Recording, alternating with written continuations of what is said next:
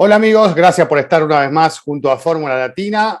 Hoy toca el turno de respondemos tus preguntas. Así que, Diego, si te parece, vamos con la primera.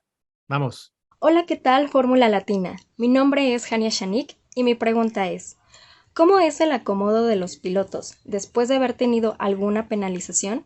Sobre todo si son varios los pilotos los que tienen la penalización. Un fuerte abrazo a los cuatro.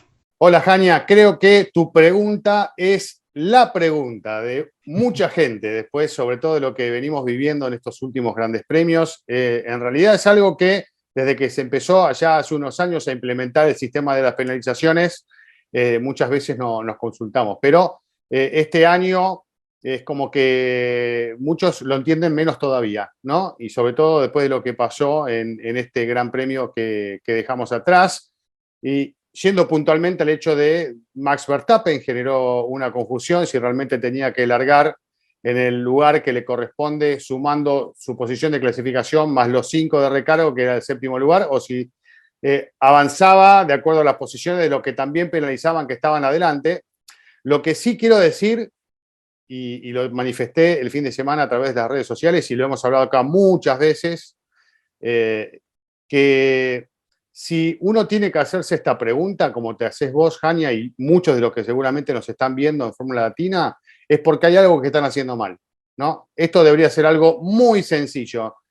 Como termina la clasificación, se larga el Gran Premio. Y salvo excepciones, como hubo a lo largo de toda la historia, ¿se acuerdan en su momento? Bueno, y en muchas categorías del mundo, se rompe un motor, se reemplaza toda una unidad completa, algún elemento así vital, bueno, se comprende que se pueda quitar el tiempo, se larga en el fondo y listo, es algo más común, más sencillo, que entendemos todos y está en el reglamento hace años, ¿no? Hace décadas. Pero ya todo este tema de penalizaciones, de acuerdo a cada elemento que cambia, hay una penalización diferente y después cuando te encontrás con la clasificación y la grilla de partida no sabes cómo armarla y hasta genera confusión dentro de la Fórmula 1 y los equipos que tienen ingenieros y más de 1000 personas trabajando no tienen claro a veces a dónde va a largar su piloto. Esto te muestra claramente que hay algo que no está bien. Peor todavía, ¿no, Diego?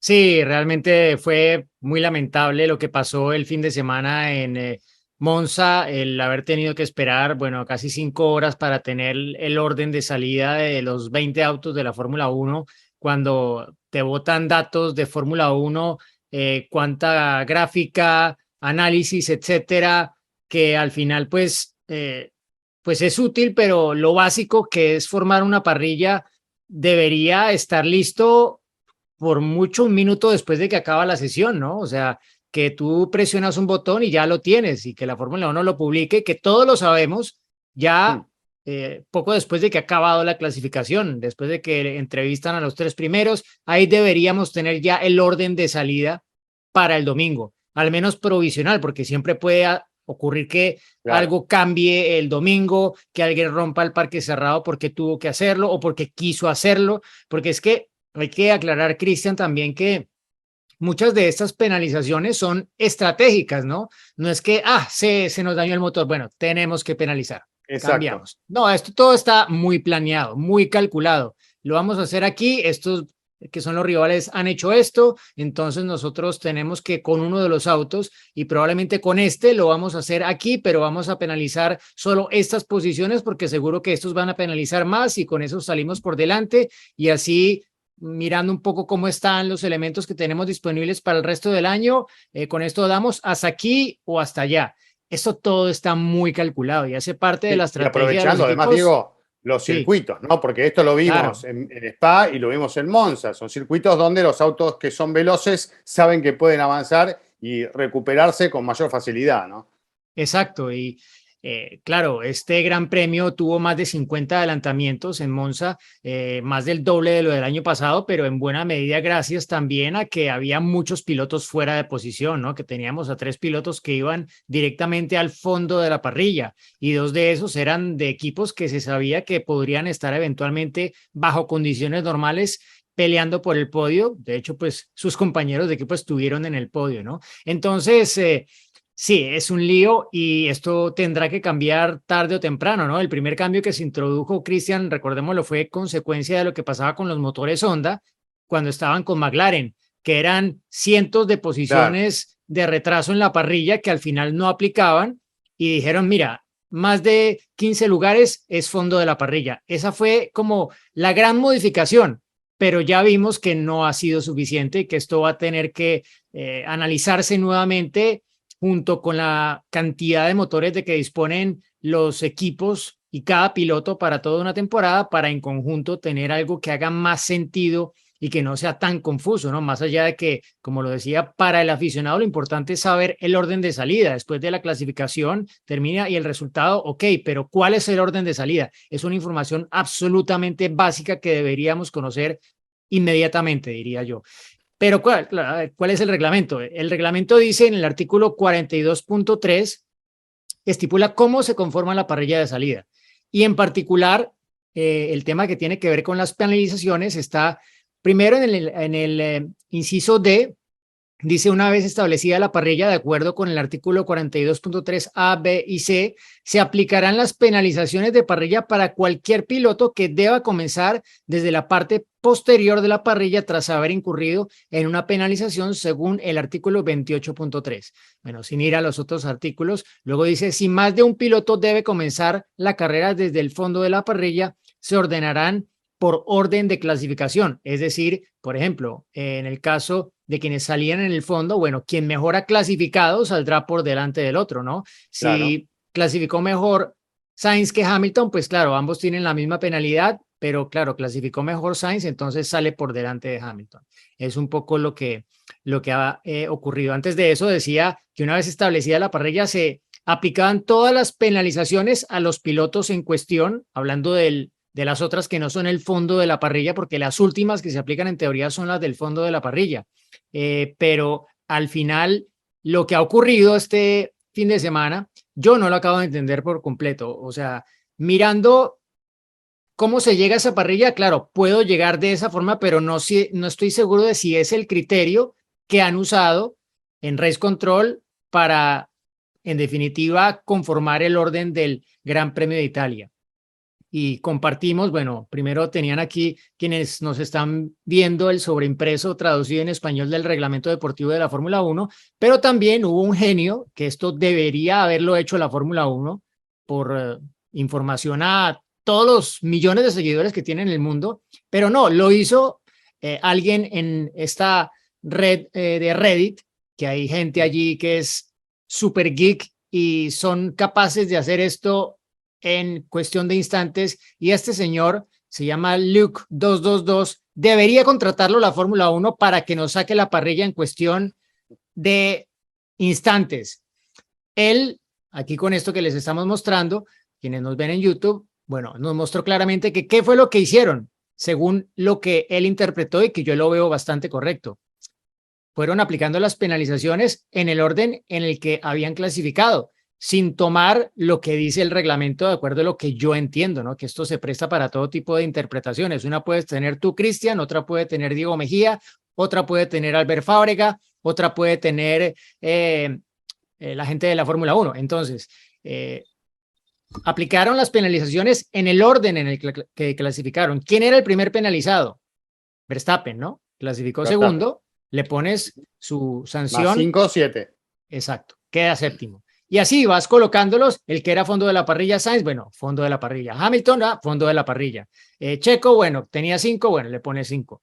Y así, hasta que llega un punto en el que te encuentras con que a Ocon no le puedes poner todos los lugares que debe penalizar porque ya no hay más hacia dónde tirarlo hacia atrás porque ahí están los que salían desde el fondo de la parrilla y otros penalizados. Entonces, en realidad es un lío, pero este señor de Reddit lo explica, pienso yo, de una forma bastante clara con su gráfica, que creo que hace mucho sentido, y pues ojalá que la Fórmula 1 nos mostrara las cosas así de simple como este genio ha logrado hacerlo en las redes sociales, y si es un video que pues lo han compartido en Twitter, en Instagram, en todas las redes, porque es lo que más claramente nos ilustra cómo es que conformaron la parrilla. Entonces, ahí está, el reglamento dice una cosa, pero si lo aplicas directamente como dice la norma, de pronto no te sale el orden que teníamos el domingo y pues ahí están esas interpretaciones. Esperamos no haberte confundido más, ni a ti ni a todos los, los seguidores de Fórmula Latina. Yo estoy muy confundido, yo no lo tengo claro, lo admito, y no tengo problema con eso porque es evidente, Cristian, que la Fórmula 1 tiene que cambiar esto. Sí, claramente. Y vamos a proponerle a la gente hacer un juego. Termina la clasificación y todos publicamos cuál es la grilla de partida para nosotros. A ver quién acierta, exacto, ¿no? Y bueno, el que y es acierta que se gana un premio. Después pensamos en qué. el primero que la mande correcta. El problema es que la tenga correcta ya la Fórmula 1 cuando eso pase. Claro, Probablemente claro. no va a ser el caso de acuerdo a lo que hemos visto hasta ahora. Y ojo porque no va a ser probablemente la última carrera en que esto pase, ¿no? Todavía nos quedan 6 carreras y, por ejemplo, yo te digo, a ver, si Checo está peleando el segundo lugar en el campeonato, pero también el equipo querrá llevarle en las mejores condiciones posibles a su Gran Premio de casa, ¿no? Al Gran Premio de México. Claro. Yo no descartaría que él penalice en una de las carreras de aquí a Austin para que llegue a México con un motor fresquito a la altura de la Ciudad de México. Eso le puede marcar diferencia a Checo a favor de Max, por ejemplo, o a favor de él versus Max, más bien. Y pues bueno, así con otros que ya han penalizado de más y que por incluir un nuevo motor de combustión interna son solo 5 lugares y no 10, y no cambiarán el resto, ¿no? Entonces, Sí, pues sí. es Hay que posible elegir que cuál sigamos es viendo. Singapur no es el adecuado por No, bueno, circuito trabado, para avanzar es difícil. Hay que ver pero bueno, Suzuka, pero que es ojo, una buena porque opción. si hay safety cars, de pronto te lo zafas Sí, con un safety car, porque fíjate que el año pasado Checo penalizó y salió último en Zandvoort, que no es un circuito para adelantar, y llegó octavo, sí, sí. sin tantas ayudas de safety car ni nada de esto, ¿no? Entonces, Bueno, sí, yo creo que depende de las prioridades de cada uno, ¿no? Igual, a ver, tiene que llegar Red Bull con todo para hacer la supercarrera en Suzuka, ¿no? claro. Porque, pues claro, Sí, ya no sí, son el equipo claramente. de Honda, pero ya sabemos cómo están las cosas por ahí y de Sí, sí. pronto con todo esto Honda se ilusiona y dice, venga, vamos, volvemos con todo, ya que no está Porsche, volvemos y vamos a poner la parte eléctrica, el MGUK y la batería van a ser propulsados por Honda, por esta electrificación de Honda que tanto están promulgando en sus campañas a nivel global. Sí. Y Entonces, ahí además que está. tienen todavía grabado el sello del GP2 Engine de Alonso. Exacto. Eso. Uy, es que hace cuánto no gana Honda en Japón. Esto Claro. sería un hit para ellos y es lo que más, Sí. pienso yo, ayudaría a que Honda se decida que vuelve definitivamente ya a la Fórmula 1 después de tantos ruidos que se han escuchado al respecto durante las últimas semanas. Bueno, vamos con la siguiente pregunta. Ahí vamos. Hola, ¿qué tal? ¿Cómo están? Mi nombre es Mario Cruz y les hablo desde la ciudad de Guadalajara, Jalisco, México. Mi pregunta es, ¿cómo funciona el sistema de enfriamiento en los carros de Fórmula 1 para los frenos? ¿Y por qué el carro de Checo Pérez en esta ocasión sufrió un pequeño incendio en uno de sus frenos? Saludos, muy buen programa. Bye. Bueno, Mario, en realidad el sistema de enfriamiento de los frenos pasa directamente por los ductos que tienen en cada rueda, ¿no? Al interior de cada rueda verás que hay unas aperturas que han cambiado bastante para este año respecto a lo que era el pasado y allí entra el aire, obviamente están estudiadas para ser lo más eficientes posibles. Verás que a veces, por ejemplo, cuando llueve, porque pues la temperatura se baja tanto en el ambiente y el agua también ayuda a que pues de alguna forma se refrigeren más los frenos, tapan parte de estas aperturas, perdón, para que los frenos estén en la temperatura que deben estar para funcionar correctamente, que esto está todo diseñado y los frenos en esta nueva generación de autos de Fórmula 1 están mucho más estandarizados que en el pasado cuando pues básicamente cada uno tenía sus propios proveedores para absolutamente todo y había grandes diferencias entre unos y otros. Ahora pues sí que puede haber ciertas diferencias en cuanto al posicionamiento del caliper, etcétera, pero digamos que no hay grandes diferencias en los sistemas de frenos como era el pasado y sí que obviamente el diseño de las tomas está pues más a juicio de lo que cada equipo determine porque hace parte del diseño aerodinámico, ¿no? Y tienen mucho que ver con cómo funciona aerodinámicamente el auto. Aparte de eso están las perforaciones que tienen los discos, que son también parte de esa refrigeración que han aumentado de forma impresionante a través de los años. Obviamente son discos más grandes y requieren más refrigeración que los discos que eran más pequeños con las ruedas de 13 pulgadas que se utilizaban hasta el año anterior. Entonces, eso por un lado. Y por el otro, decir que, bueno, nuestros amigos de Brembo siempre nos han, lo recordarás, Cristian, mostrado mucho de cómo se han Sí, señor. desarrollado, cómo pues el peso de esas piezas ha disminuido de forma dramática, cómo pues el caliper casi que es una monopieza.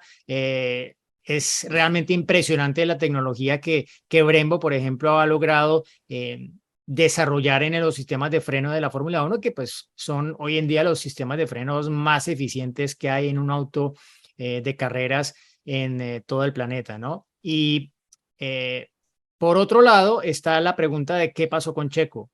Según dijo Christian Horner, no exactamente después de la carrera, sino un par de días después, algo entró por esa toma de aire del ducto de refrigeración de freno delantero derecho del auto de Checo y tomó algunas vueltas en deshacerse eso que entró por allí para que finalmente dejara de salir humo, más allá de que cuando el auto se detiene, deja de haber refrigeración, ¿no? Y cuando ustedes verán que cuando estamos en las prácticas libres, apenas se detiene el auto, llegan con unos ventiladores a soplar, frenos y radiadores. Bueno, cuando es una parada en boxes para cambiar neumáticos, esto no pasa. Solamente se cambian los neumáticos y es una parada muy, muy rápida. Pero claro, estamos en Monza, un circuito en el que aparte estamos en la primera parte de la carrera. Y Checo, bueno, fue el primero en detenerse, ¿no? Pero ya había entrado algo allí, claramente, y la temperatura estaba un poco más arriba de lo que debería, y cuando se detiene por completo el auto, pues nada, se encienden casi que en llama los frenos. Puede pasar y lo hemos visto muchas veces que por X o Y a veces colocan una especie de rejilla metálica muy, muy fina delante de esas tomas, de esos ductos de refrigeración de frenos, para que, por ejemplo, las virutas de goma, estas pelotas de caucho que quedan cuando se deshacen los neumáticos, no obstruyan esas tomas, ¿no? Que no entren, no sean capaces de entrar, sino que están esas rejillas y de alguna forma pues no permiten que se bloqueen, ¿no? Pero en el caso de Checo pasó, tuvo que incluso cambiar la repartición de frenada más hacia el tren trasero para cargar menos de trabajo ese neumático o ese freno delantero derecho, reducir un poco la temperatura de operación y después de algunas vueltas ya le permitieron volver a colocar el balance de frenado más normal y continuar pues con su ritmo de carrera. Obviamente esto le costó algunas décimas en varias vueltas y no le habrá ayudado del todo con hacer que su estrategia funcionara, pero en últimas fueron otros los factores que llevaron a Red Bull a llamarlo de nuevo a boxes y que esto en últimas le costara también la posición con Hamilton. Nada que agregar, muy completa la respuesta. Así que vamos a la siguiente. Les saluda John Ladino desde Colombia y quisiera preguntarles qué se necesita en la Fórmula 1 para que se adopten los protocolos que permitan que las carreras terminen bajo bandera verde, como pasa en Estados Unidos. Un saludo muy especial a Diego.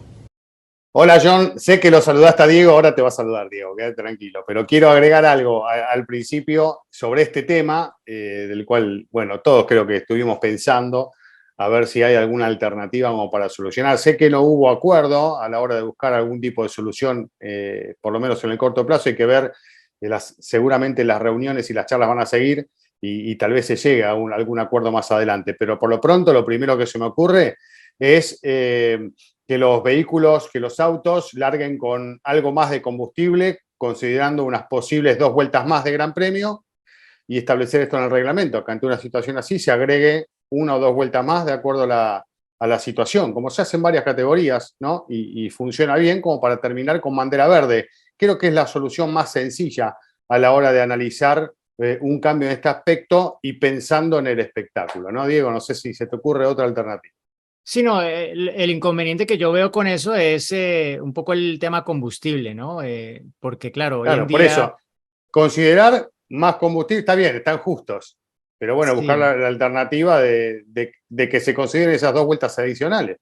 Claro, porque es que si tú dices, no, mira, tienen que llevar 2 vueltas más de combustible por si se alarga la carrera. Claro. Claro, le estás haciendo cargar un peso adicional cuando estamos hablando de que la Fórmula Uno hoy en día tiene autos muy pesados y estás Mm, un poco yendo en contra de eso que la Fórmula Uno está buscando a futuro, ¿no? Entonces yo pensaría que tendría que ser una solución que haga sentido con lo que se está persiguiendo a largo plazo. Pero claro, o sea, tú ves en la NASCAR, es que en la NASCAR, por ejemplo, está el famoso Green White Checker y esto lo hacen hasta que la carrera se acaba. Pero claro, es que los autos de NASCAR pesan más de 1 tonelada y pues 1 o 2 o 3 o 4 o 5 o 10 vueltas más de combustible no van a hacer la gran diferencia. mm, Y pues son vueltas en un óvalo, ¿no? Es una vuelta muy corta, en una vuelta bajo bandera amarilla se ahorra un montón de combustible, entonces, claro, si lo llevas a ese ritmo, incluso muchos pues van apagando el motor, hunden el embrague, dejan que el auto ruede, lo colocan en neutro, en fin, tienen todas las mañas posibles para ahorrar combustible en esos procedimientos, cosa que no se puede hacer en la Fórmula 1. O sea, en el Fórmula 1 tú no puedes, no, apago el motor y lo dejo que ruede. Y una vuelta mm. en un Fórmula 1 en cualquier circuito son por lo menos, bueno, Mónaco es el más corto, pero claro, no puedes, no es suficiente ahorro como para que te dé para hacer cuantas vueltas más, ¿no? Y en la Fórmula 1 todo está medido a la milésima de segundo, al miligramo prácticamente de peso. Entonces yo pensaría que tendría que ser algo más como del estilo de, mira, si dentro de las últimas X vueltas de carrera hay un incidente que amerite la aparición de un safety car o un virtual safety car, bandera roja, punto. Y así, te sacas el tema de que la carrera puede acabar con safety car, ¿sí? Sí, De alguna forma también el tema de seguridad está cubierto porque, pues nada, estás habilitando a los comisarios para que hagan su trabajo tranquilamente porque no va a haber autos en pista, ¿sí? O sea, desde el punto de vista de la seguridad, que es lo primordial, estás cubierto. el problema de eso, Y Diego, es que cambian las reglas del juego, como lo hemos visto muchas veces, ¿no?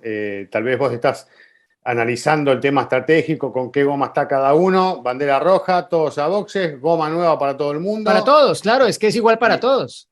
está Es que es lo bien, que, pero es digamos, que termina la situación que se estaba dando en ese momento también. Cuando vos los mantenés con auto de seguridad, el auto está en las pistas con las condiciones con las que está, a pesar de poder parar en boxes a reemplazarlo, pero ya es una decisión de cada uno, ¿no? Es como que terminás con ese juego estratégico con una bandera roja. Salvo que se reglamente con la bandera roja que tengas que seguir con el mismo compuesto de neumático, por ejemplo, ¿no? también podría ser. El caso es que, pues sí, pero no sabría si todos tendrían esa disponibilidad, ¿no? Y no Claro. das juego para que cambien las estrategias, que a veces también es interesante que cambie la estrategia en el final, ¿no? Si alguno cree Mm. que en definitiva el neumático soft, pues no es el que va a ir ahí bien, pues por cómo están las condiciones, o si la carrera es en lluvia, por ejemplo, ¿sí? Pueden ser muchas cosas, pero el permitirlo también, por ejemplo, si hubo escombros en la pista, esto también lo permite el reglamento en la actualidad, que en bandera roja cambies de neumáticos por seguridad. O sea, si hubo un accidente y había escombros en la pista y todos los autos pasaron por esa zona Mm. al menos una vez, pues tienes que dar el beneficio de la duda de que tal vez alguno haya recogido algún escombro y que puede llegar a sufrir un pinchazo, o como pasó en la carrera de Abu Dhabi, de Azerbaiyán, perdón, En con Max Bakú, sí, Verstappen, con ¿no? Verstappen. Que pasó con Stroll y luego pasó con Ujú. Verstappen, entonces había un tema de seguridad, ok, mejor cambiémoslas y así nos sacamos esa preocupación de la mente, ¿no? Entonces, no sé, yo creo que veo como más sensato algo así, pero claro, los equipos cada uno tendrá su opinión, algunos votarán a favor, otros en contra. En Mercedes dirán siempre tiene que ser como tuvo que haber sido en Abu Dhabi. Mm. eh, y como se hizo acá, ¿no? Básicamente en Italia, que fue seguir el reglamento al pie de la letra, en contra un poco del espectáculo, pero siguiendo el reglamento al pie de la letra. Sí, sí, y muy lentos para tomar la decisión también, ¿no? Pero bueno, ese es otro tema que ya, y si quieren escuchar qué opinamos de eso, bueno, van al episodio de esta semana y allí está nuestro punto de vista. Pero bueno, llegamos al final, Diego, de este Respondemos tus preguntas y nos reencontramos la semana próxima. Hasta pronto. Será el episodio 100, ojo.